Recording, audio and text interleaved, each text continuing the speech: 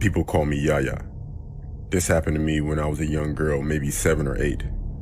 It was a Saturday afternoon and my mother and I were at a mall shopping. We went from store to store, mostly for me. I was the spoiled kid. We went into a coat store, and I was pretty bored, so I would constantly walk away from my mother to play and stuff, as I did in every other store. My mother would always call my name, and I'd go running to her. This time, I was playing in a round coat rack. My mother called my name, and I ran out. I ran right into this older man.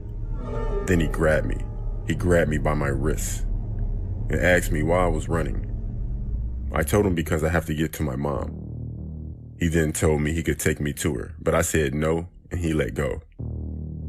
It was weird because I saw this man in almost every store he went to, but he never had any bags.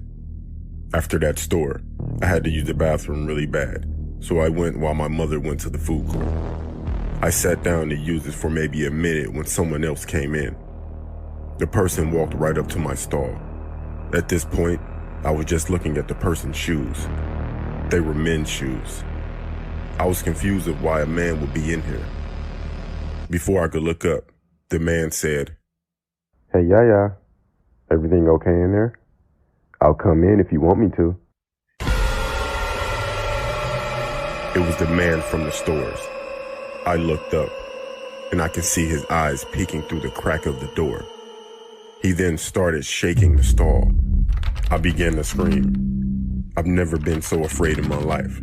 Then 2 women walked into the bathroom, and the man took off. These women took me to my mother and told the police.